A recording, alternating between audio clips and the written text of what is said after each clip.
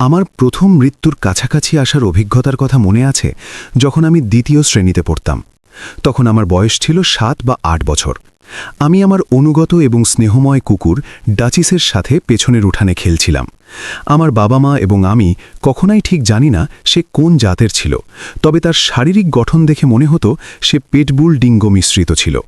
আমার বড় বোন আমাদের সাথে যোগ দিতে বাইরে এসেছিল এবং কয়েক মিনিট পরে আমার কুকুর হঠাৎ আমাকে আক্রমণ করে বসে।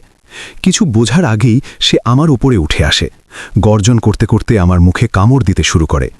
আমার মনে হয়েছিল আমি বোধহয় মারাই যাব। ভাগ্যক্রমে আমার বোন মাঝখানে এসে ডাচিসকে আমার ওপর থেকে সরিয়ে দেয় এবং আমাকে ঘরের ভেতরে দৌড়ে যেতে বলে। আমি কোনো দ্বিধা ছাড়াই ভেতরে চলে যাই এবং আমার বোন কুকুরটিকে চেপে ধরে রাখে। আমি যখন ঘরের ভেতরে নিরাপদ হই তখন আমার বোন স্লাইডিং ডোরটি বন্ধ করে দিয়ে ভেতরে আসে। সে বলে, ইয়ান, ভেতরেই থেকো, আগামী কয়েকদিন পেছনের উঠানে যেও না। সেই ভয়াবহ পরিস্থিতির কারণে আমি তার কথা শুনি এবং উঠান থেকে দূরে থাকি। 1 সপ্তাহ পরে সবকিছু স্বাভাবিক হয়ে যায়। এরপর থেকে আমার কুকুর আর কখনোই আমার প্রতি কোনো হিংস্র আচরণ দেখায়নি। তবে এই ঘটনার কিছুদিন পর থেকেই আমার বাড়িতে অদ্ভুত সব ঘটনা ঘটতে শুরু করে। অদ্ভুত বললে আসলে কমই বলা হয়। আমি নিশ্চিত যে আমরা অলৌকিক বা প্যারানর্মাল কিছু অনুভব করছিলাম। এগুলো মূলত আমার বোনকে লক্ষ্য করেই ঘটত, তবে আমার সাথেও কিছু ঘটনা ঘটেছে। সব ঘটনা মনে করার মতো অনেক বেশি সময় নেই, তবে একটি ঘটনা সবচেয়ে বেশি মনে রাখার মতো ছিল, যা কুকুরের সেই ঘটনার প্রায় 1 বছর পর ঘটেছিল। আমার বোন তার ঘরে একা ছিল এবং আমি আমার বাবা মায়ের সাথে নিচে বসে টিভি দেখছিলাম। আমার বোনের কথা অনুযায়ী কেউ একজন তার দরজায় নক করেছিল। সে জিজ্ঞেস করল, কে ওখানে?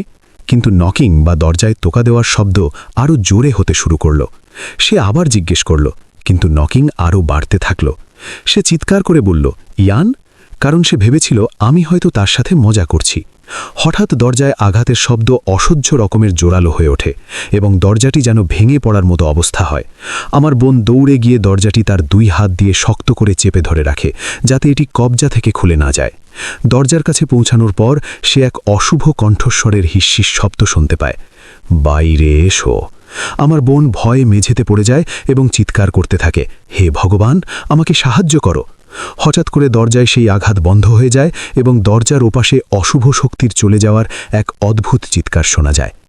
এর 7 বছর পর আমার বোনের 18তম জন্মদিনের একদিন পর সে বাড়ি ছেড়ে একটি অ্যাপার্টমেন্টে চলে যায়। আমি তাকে তার জিনিসপত্র সরাতে সাহায্য করি। যখন সে জিনিসপত্রের প্রথম লোড দিতে তার অ্যাপার্টমেন্টে যায়, তখন আমি একটু খোঁজ খবর নিতে শুরু করি। সেখানেই আমি তার ছোটবেলার একটি ডায়েরি খুঁজে পাই।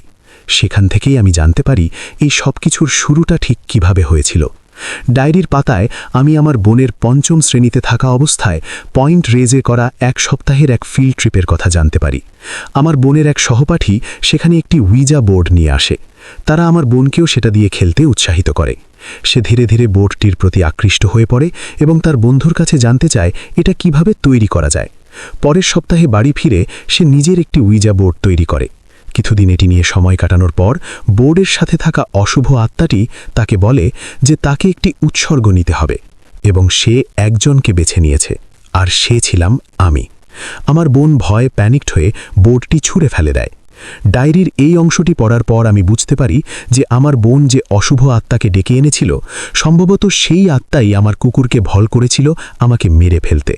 পরে আমার বোন আমার মায়ের কাছে সবকিছু খুলে বলে।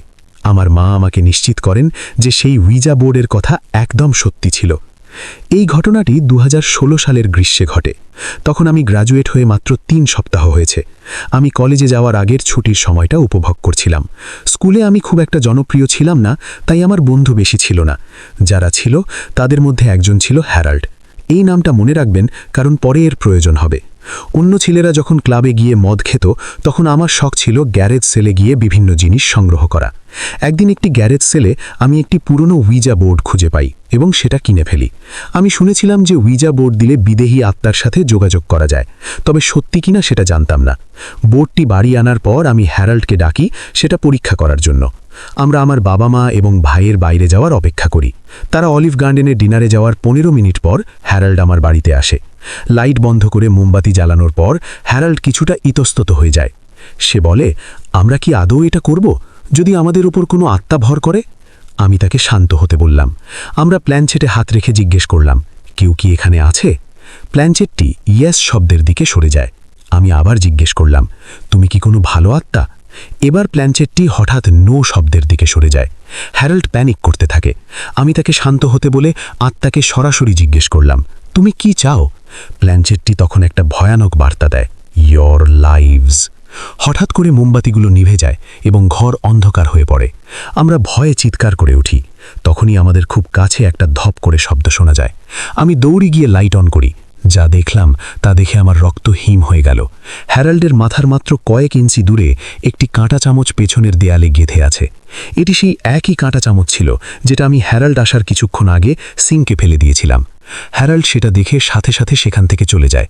সেই রাতে আমি একা রুমে ঘুমানোর সময় স্লিপ প্যারালিসিস বা বোবায় ধরার শিকার হই। আমি নড়াচড়া করতে পারছিলাম না। তখনই আমি দেখি দরজার কাছে একটি কুচকুচে কালো মানবরূপী ছায়া দাঁড়িয়ে আছে। এটি প্রায় 8 ফুট লম্বা ছিল। এর মাথা ছিল অদ্ভুত রকমের সরু আর দাঁতগুলো ছিল কুকুরের মতো ধারালো। সত্তাটি ধীরে ধীরে আমার দিকে এগিয়ে আসে এবং আমার বিছানার কাছে এসে তার হাত দিয়ে আমার 2 হাত সাপের মতো পেঁচিয়ে ধরে। আমি শুধু ভয়ে তাকিয়েছিলাম। শেষ মুহূর্তে সেটি তার মুখ হাঁ করে আমার দিকে এগিয়ে আসে। তখনই আমি জোরে চিৎকার করে জেগে উঠি। আমার চিৎকারে আমার বাড়ির সবাই আমার রুমে চলে আসে। পরের দিন সকালে আমি হ্যারাল্ডকে ফোন করি। জানা যায় হ্যারাল্ডও একই দুঃস্বপ্ন দেখেছে। এরপর আমরা সেই বোর্ডটি একটি গর্তে ফেলে আগুন দিয়ে জ্বালিয়ে দিই।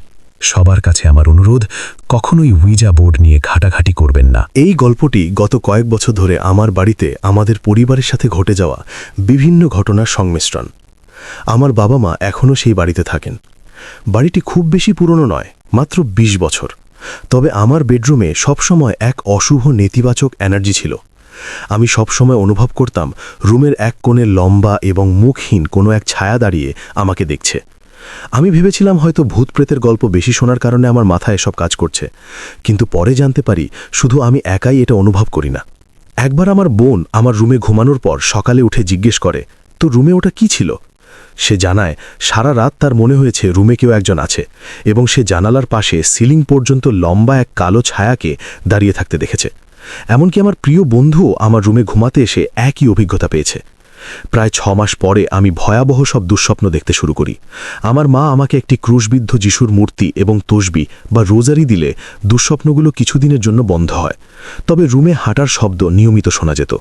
এমনকি ঘরে কেউ না থাকলেও উপরের তলায় আমার রুমে স্পষ্ট পায়ের আওয়াজ শোনা যেত।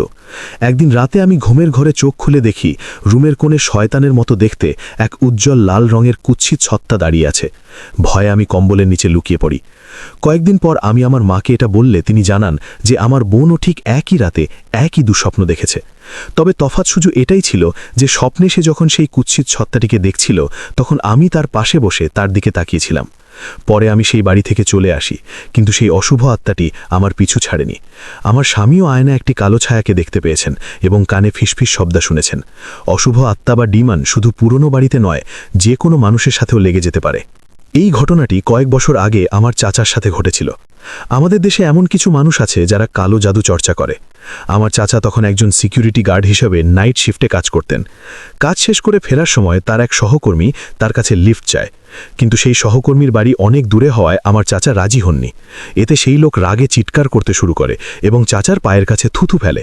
তার অন্য সহকর্মীরা এটা দেখে খুব ভয় পেয়ে যায়, কারণ তারা জানতো চাচাকে কোনো এক অশুভ অভিশাপ দেওয়া হয়েছে। বাড়ি ফেরার পথে চাচার শরীর খারাপ লাগতে শুরু করে। তার গাড়ির হেডলাইট এবং রেডিও নিজে থেকেই বন্ধ হতে থাকে। হঠাৎ তিনি গাড়ির পেছনের সিটে একটি খিলখিল হাসি শুনতে পান। আয়নায় তাকিয়ে তিনি দেখেন একটি ছোট বামন আকৃতি বা গবলিনের মতো কুৎসিত সত্তা তার পেছনের সিটে বসে আছে। ভয়ে চাচা গাড়ি থেকে নেমে ঘরে ঢুকে পড়েন। পরের 1 সপ্তাহ তিনি তার দরজায় সব সময় কড়া নাড়ার শব্দ শুনতে পেতেন। তার জীবন ধীরে ধীরে ধ্বংস হতে থাকে। চাকরি চলে যায়, গাড়ি নষ্ট হয় এবং চুরির ঘটনাও ঘটে। তিনি পরে একজন জাদুকরের কাছে যান এবং তাকে এক ধরনের ওষুধ দেওয়া হয়। সেটি পান করার পর তিনি তার মুখ দিয়ে কুচকুচে কালো রঙের তরল বমি করেন। এরপর অবস্থার কিছুটা উন্নতি হলেও তিনি এখনও কোনো কাজ ধরে রাখতে পারেন না এবং আজও তার ঘরের দেওয়ালে থপথপ শব্দ শোনা যায়।